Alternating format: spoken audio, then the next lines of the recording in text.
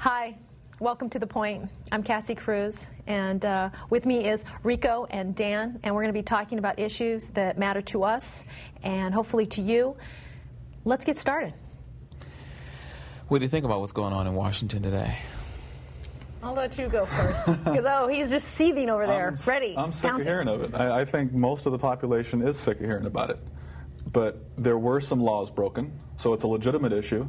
There is greater problems with Congress and with our government than adultery. There are much greater problems out there.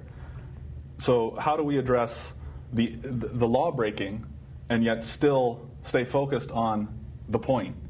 Because we're way off the point. There's much bigger issues out there. Well, I think the point is what got him in trouble in the first place. Yeah. So. But what do you think that the bigger issues are, Dan? The bigger issues are campaign funding, campaign finance. It's outrageous. How would you deal with that? Outrageous. An honest congressman is one that when bought, stays bought. I mean, it's outrageous. Honest and congressman just don't seem to go together. Correct me if I'm wrong. And I heard a great quote the other day. It says, politics is the process of getting money from the rich and votes from the poor by making promises to protect each from the other. And that ain't right. I mean, government is designed to serve the people. These people that are in Congress that are running the government are not our servants. They act like our rulers. And they're also servants to the people that are giving them the money. Isn't that really the root of the campaign funding? That's who they have to serve, because the campaign funding has just gotten so out of hand, like they need so much money to get elected, that it's like that seems like that's the root of the real problem. I don't know about you guys, but I'd rather have my tax dollars going to having a restructuring of the campaign funding and actually fund people that are going to run for president. I think the other offshoot of that is really how people are allowed to debate.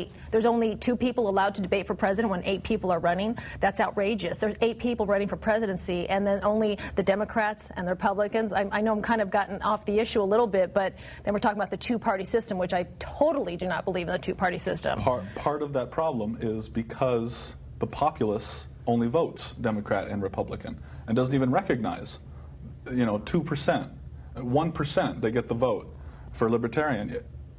Our country was based on libertarian ideals, and so it's bizarre that we would support socialist ideals.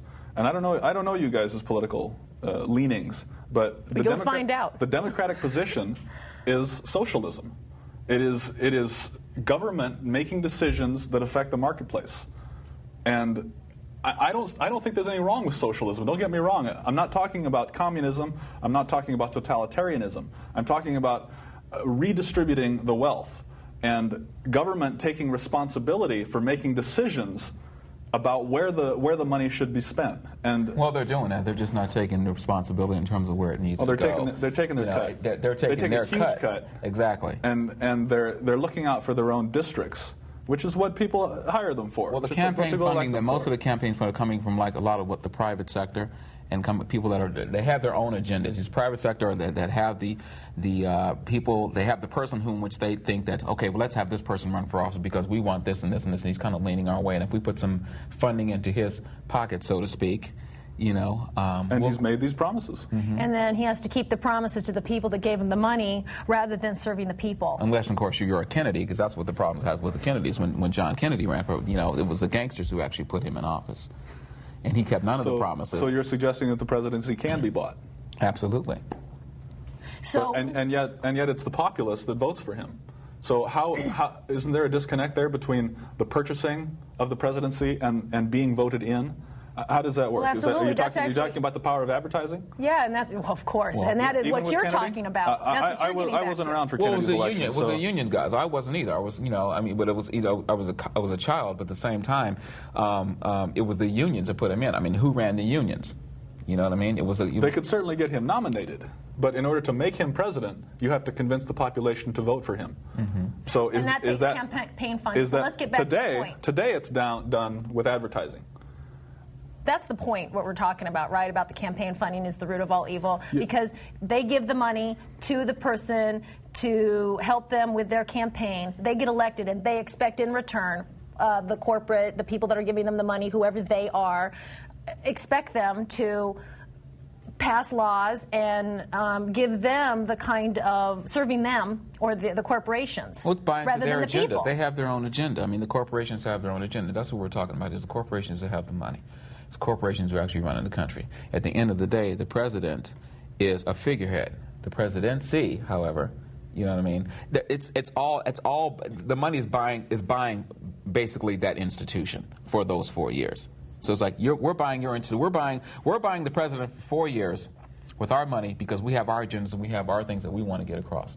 So how do you stop that? Okay, say for instance it comes from tax dollars. How are you going to control that if it comes from tax dollars? Because who's controlling the tax dollars? Well, I wanted to address that issue because you don't need the money. Most of the bulk of the money is spent on advertising. Okay. Whether it's print or mostly television. The bulk of the money is spent on television advertising. So then, if what do we do? So if you cut the advertising, then no, I'm not saying cut the advertising. The public owns the airwaves. Yeah. I mean, just as the Congress has legislated C-SPAN and public access, this show here, they can legislate appropriate times, and the right times, the amount of time for advertising for each candidate. For each candidate to present his case. I do think it is appropriate to outlaw candidates purchasing regular media time. It's ludicrous because then the person with the most money is elected instead of the person that will represent the people. But see, people have different agendas. Individuals want different things. So even the president we have now, he didn't get a majority of the vote. Mm-hmm. And who's to say that the majority should decide? I mean, if the majority decides that we should confiscate the wealth of the wealthiest 5%, is that appropriate? It's not. The Constitution exists to protect the rights of the minority. It always has. The majority doesn't need protection. Mm-hmm. And I do believe in a democracy. I do believe that. But I think. Do you think we have a democracy, though? No. No, we don't. What do we have then? We have an oligarchy, which is a group of a small group of very powerful people running the government. And I agree with you. It's corporations. Mm-hmm. You have the fox watching the hen house.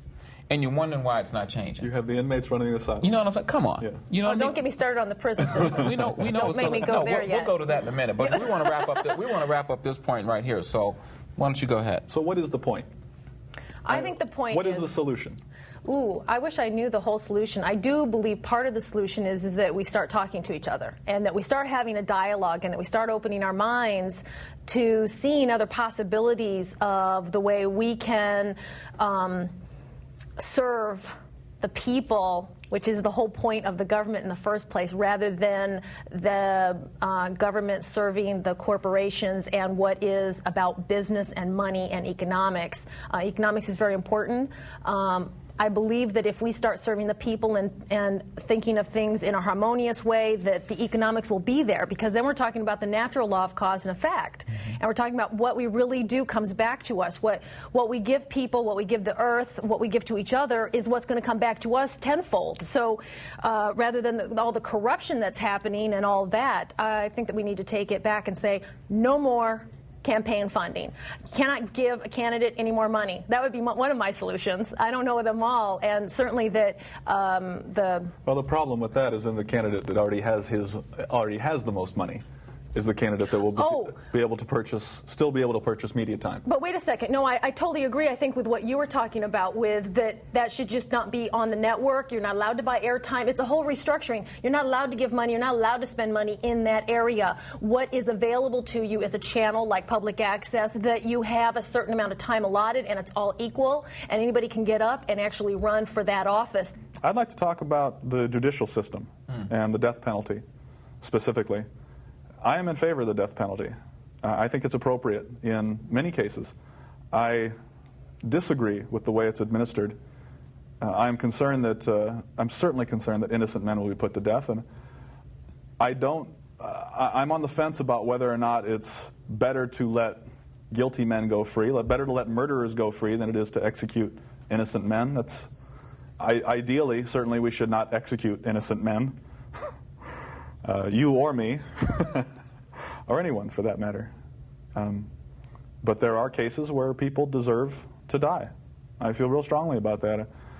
I think the death penalty should be reserved for those cases in which the evidence is beyond not only a reasonable doubt, but beyond any doubt. Me, personally, I don't agree with the death penalty. Why? And I'm sure, well, the reason I don't, because it's like, and maybe I'd feel a little different maybe if something happened with someone in my family or a close friend or something of that nature. But to take another life because that life was taken doesn't bring the other life back that was taken initially. And then where do we come in to stand as, well, we think you deserve to die because you killed that person. We have an out for people who kill. It's called self-defense. And if that self-defense happens within the moment, you're let go. Yeah. If that self-defense happens 15 years later. But we're not talking about self-defense. We're talking about somebody who was caught and tried in the judicial system. That they actually did kill somebody. That they actually killed somebody, and they were judged by a jury of their peers. That's another talk show. Yeah. And found guilty. And then we say, okay, well, your punishment is that you have to die.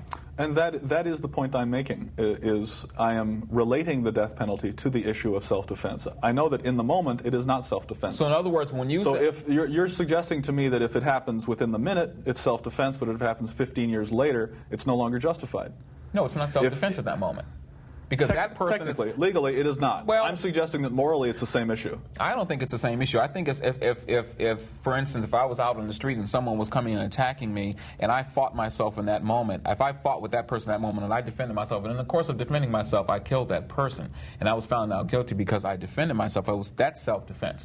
If I definitely not the death penalty, and do you agree with that on those kinds of terms, how he's explaining it? Oh, killing someone in self-defense is absolutely justifiable. Okay, all right, go on. I'm sorry, I just wanted to make sure. No, that's okay. I'm just saying that if I ran out and killed someone, and then I was tried by my jury, and then they said, well, you have to die because that person died, I don't agree with that. Or let's even take me out of the scenario. Let's say it's anyone. And they're found. Whether if OJ but you're was talking found. Self-defense, no. I'm talking self-defense, okay. I'm talking about found by your jury. There are other cases that aren't self-defense that I Dahmer? consider justifiable homicide. What about Jeffrey Dahmer? Jeffrey Dahmer is a classic case for the point I'm making. Okay. Some people deserve to die. And you believe that he does. And he did. And he did. But not through a function of the state. I'm not in favor of killing people. Don't misunderstand me. And I don't agree with how the death penalty is applied today. But if you're not, more people of color die than white people, and yet more murders are committed by white people. Mm-hmm. So that's a concern. Poor people are put to death much more often than rich people. Is that to say that there's more poor black people than poor white people? Did I imply that? Kind of that. I didn't mean to. All right. I'm just checking. Just checking. This is the same issue with drugs. I mean, crack and cocaine. Crack is from the inner cities, and the penalties. How does it get there, though? The penalties are much higher for crack cocaine than it is for powdered cocaine, and that's ludicrous. If you're going to be consistent, be consistent. But then, how does it? Okay, well, but of course, you're not going to be consistent. We're talking about consistency, though. You're talking about the crack cocaine the crack cocaine is in the inner cities. How does it get there?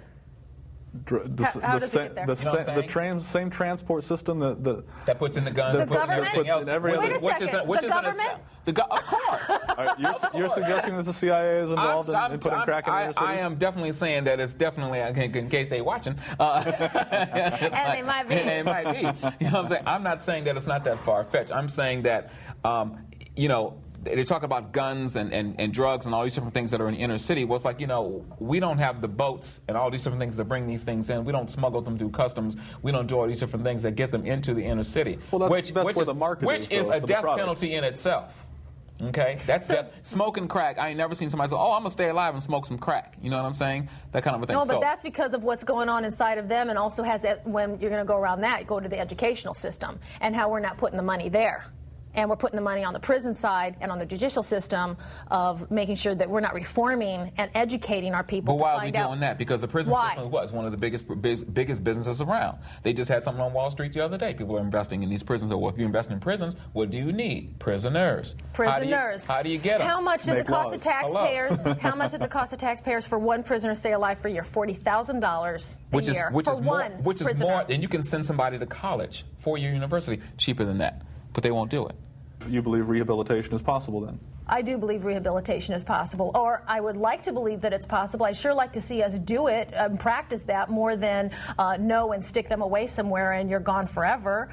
Because what happens to the people that actually get out, they don't just affect themselves anymore. They affect you and I walking down the street. How about murder? Do you think a murderer should be rehabilitated and released back into society? There's a reason why he murdered. We're talking about the root now. Now you're coming back to the root. Well, yeah. Well, we need to find out whatever the root cause is, whether he's a murderer, whether he's a rapist, whatever. And you find a lot of these. You find a lot of these people. And how do we determine? But let him finish. Well, the fact you have to find out what the issue is, and the only way you're going to do that is if you go through a rehabilitation process. You have to find out and have a dialogue with this person, and it's going to take a while. And so we should be able to invest. If we're really serious about this word correctional facility, then we must act. And we must be congruent with that word, and we haven't been. We just take them and throw them in a cage, and they might as well be at the LA Zoo someplace. Well, I think you're putting too much faith in psychotherapy, in psychology itself. It's a very inexact. But what about humanity? You think too much faith in humanity that we actually all have the good in us? I am not so concerned about someone who's murdered someone as I am concerned about the safety of the rest of the population. Yes, that's what prisons are for. Absolutely. That's what prisons are for, to protect the rest of the population. If someone kills, really, to my mind, that's one of the few assault, rape, murder.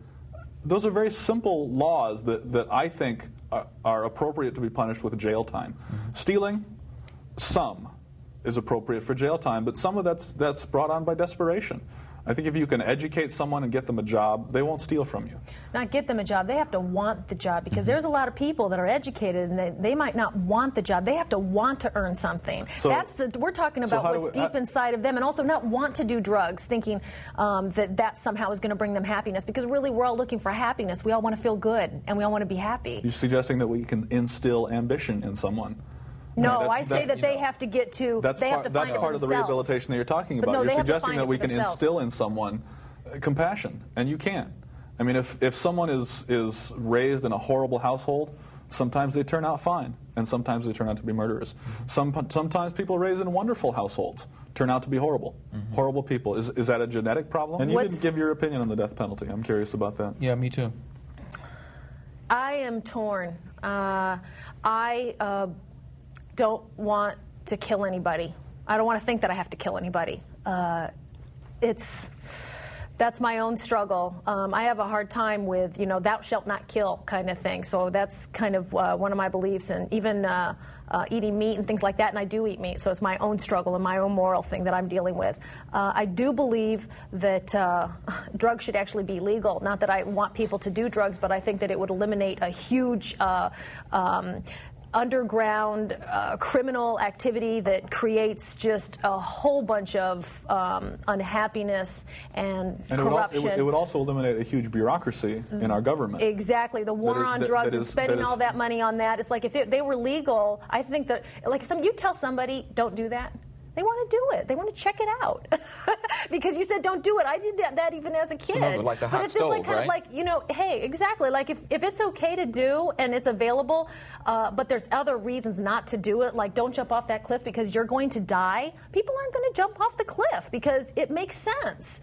And if you start but people are told not to do drugs all day long, and they said, well, don't do drugs, or they make some bacon and eggs and say this is your brain on drugs. Do you get it? Well, yeah, I get it. And I want some more bacon and eggs. You know what I mean? So that just makes me hungry. Yeah, you know what I'm saying? Exactly. I go to McDonald's, give me a McMuffin. So it's like it's going to take a little bit more than, as far as the war on drugs is concerned. As far as I'm concerned, that's BS. That's BS. There is no war on drugs. It's like drugs bring in money. It's a government excuse to build up a bureaucracy and take more taxpayers' money. It's about money, but it's also about the drugs. And that just makes me ill. Makes me ill as well. And that's what I want to change, if I can change it. It is easier for a 15-year-old to buy marijuana than it is for him to buy a beer. And to me, that demonstrates that regulation is more effective than prohibition. And those are the two issues. If you prohibit it, it just creates an underground market for it. And to my mind, marijuana is harmless. Heroin and cocaine, they're not harmless. They're harmful. They're bad for you. But there's a lot of prescription drugs that are bad for you, too, that people get prescribed outlawing from them doesn't solve the problem. You don't make something unavailable by making it illegal. And this is a related issue to gun control. It's not going to help.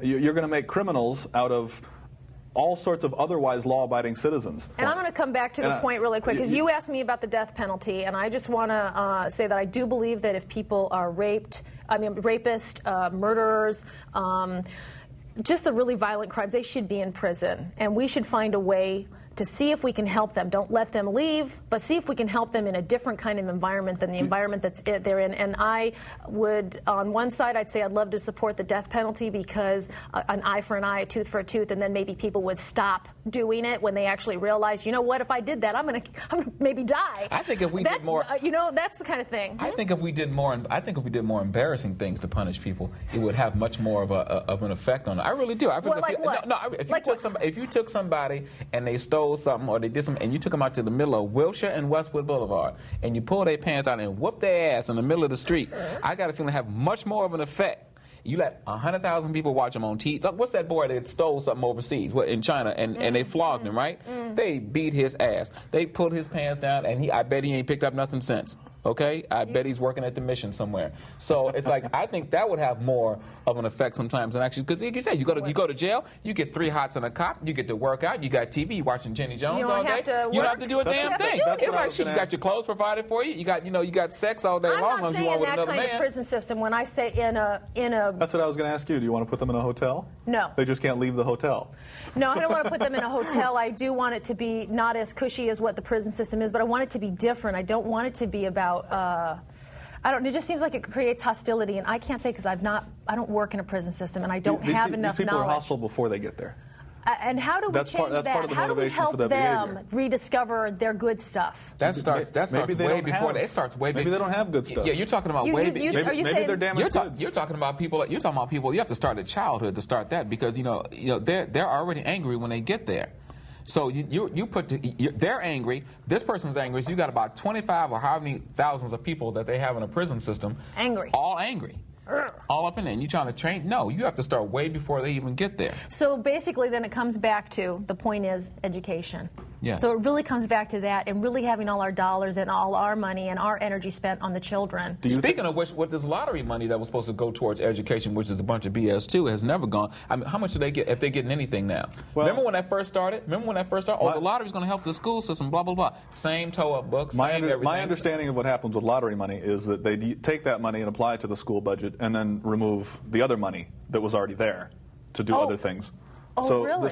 the schools really didn't benefit. Where is the money, really? What are they doing? You're talking about they're shipping stuff in there. You think that it's a whole dumbing? You think it's a whole dumbing process, so they just can go, yes, we'll vote for you, or no, I don't want to vote, I'm just going to be apathetic, and then there's only 30% of the people actually voting anymore, or that can even understand what's going on with the literature for the voting process. I mean, we're talking about voting real quick. Well, that's another issue right there. That's a whole other issue. I tell you what, we want to get to the point real quick, so why don't we wrap this up? Why don't you go ahead, Dan? Make your point. My point with the death penalty is I feel real strongly that some people deserve to die. I think the quality of the evidence should be higher than jail time. And I think it's a real tough call, but I do think it's appropriate.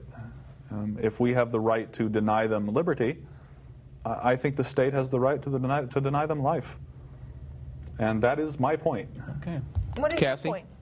You want me to say my point? Please. I have a conflict. I don't really know the right answer. I'd have to have more discussion. I do want the bad people that have hurt other people to be punished in some way, hopefully so they wouldn't do it again. That would be the point. And I want to believe that there's good in everybody and that people can really change. I want to have faith in humanity. Well, certainly my point is I still don't believe in the death penalty, and I believe that somehow or another we have to address these issues way before they ever get to this point. We're going to talk about the nature of success. What do you think success really means? Well, of course, success means different things to different people depending on what you want. I think that is what being successful means, is to get what you want, whether it's money, whether it's a sense of inner peace, whether it's a sense of connection to humans, connection to the Spirit of God. It can really be anything. It can. It's very individualistic. It's very subjective. You tell me, Rico. What do you think is success? No, I've got to go. What would you have to do? What would you have to be to consider yourself successful in this life that we're living? Basically, I mean, success is that's really wow. That, like you said, it has such a wide range of. Personally, I mean, for you. Personally, for myself, success is the process in which I go through to achieve what I'm going after. It's not so much about the end result. Success for me is found in continuing efforts, you know, to surmount the obstacles that I'm going through to get to this place, whatever that might be in terms of maybe monetary gains or, you know, career gains or, you know, mending relationships or, you know, overcoming myself, that kind of a thing. So it can mean quite a few things to me, but it's more the process that you go through. The end result is kind of like just that's the effect. I stay more like in the cause that I'm making right now, you know. Life is a journey. It's basically, in a nutshell. I like that definition. I love that definition. I agree with you. Yeah. I feel the same way. Life is a journey. It would certainly be nice to be financially free. It would be nice to have friends and family and feel that you're loved and that people care about you. Even in the absence of those things, I think we can be successful like that. Some of the most successful people I've ever heard of are monks who chant daily and feel very much at peace in the universe, and I think that's a powerful motive. What do you think, Cass?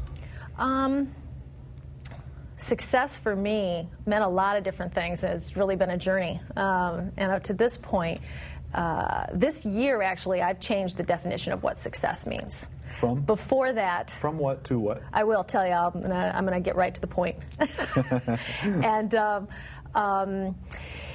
in the past, I really wanted to have my career and my family and my mate. Those were my three dreams that I needed to have to be successful. And in the process of my journey, by not actually having exactly what I wanted, I did not feel successful. But this year, a major change for me, and that is I decided I wanted to be at peace with myself, and I wanted to be spiritually connected with the rest of the universe. And I feel very successful with that, because that has led me to every single moment making the difference in how I treat people. I'm kind to myself and I'm kind to others in every single moment. And that's been the key to my success. And I do feel successful no matter what happens now in every moment of my life. And that's the point. That's been our show. We would love to see you again. Thank you so much for joining us on The Point. I'm Dan for Rico and Kassi. Good night.